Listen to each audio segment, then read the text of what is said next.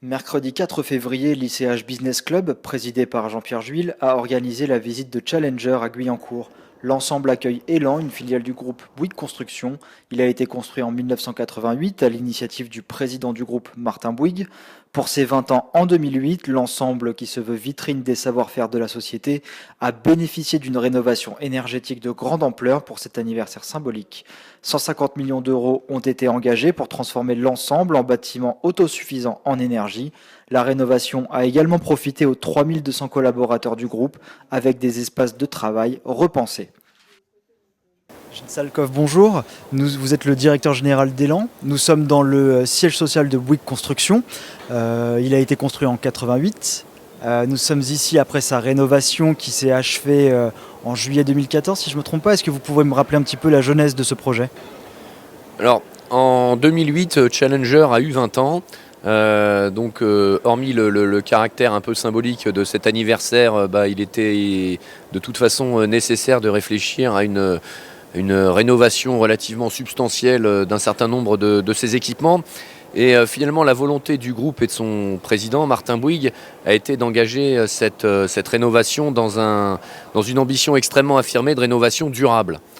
Donc des études ont été menées en ce sens à partir de 2008, de façon à ce que le Challenger rénové devienne une vitrine non plus du XXe, mais du XXIe siècle. Et vous, en tant que directeur général d'Elan, une filiale de Bouygues Construction, vous occupez ces lieux, donc vous êtes au centre finalement de cette vitrine. Quel a été votre rôle au sein de cette rénovation et comment aujourd'hui vous occupez ces lieux ? Alors nous, Elan, nous sommes une société de conseil, ingénierie et pilotage de projets immobiliers, spécialisée notamment en immobilier durable depuis 2003 et pionnière en ce domaine. Donc nous avons été sollicités par Bouygues Construction et Bouygues SA pour réaliser les premières études d'optimisation énergétique de Challenger et de performance environnementale. Et celles-ci ont contribué à façonner le programme qui a été lancé à partir de 2009, les travaux eux-mêmes ayant démarré en 2011. Quel a été l'objet de ces travaux ? Quelles ont été les rénovations engagées ?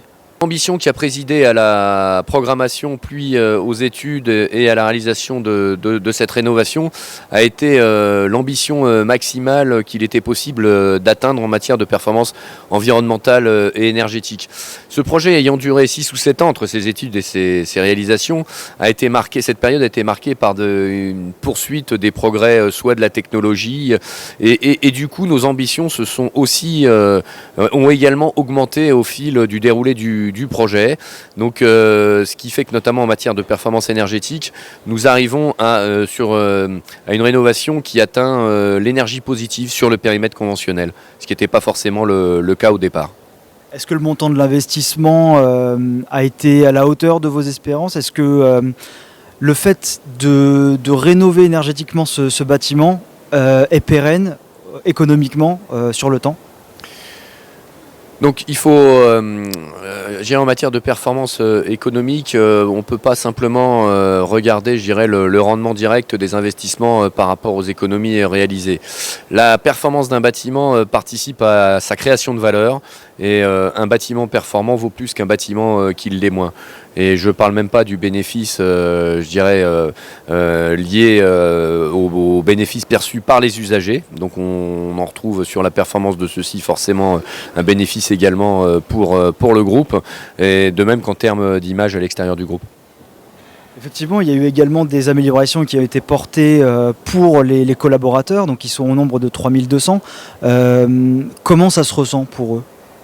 Donc les espaces de travail et puis les services aux collaborateurs ont été repensés de façon à créer une atmosphère qui soit plus agréable, plus conviviale et plus propice, à leur bien-être au travail.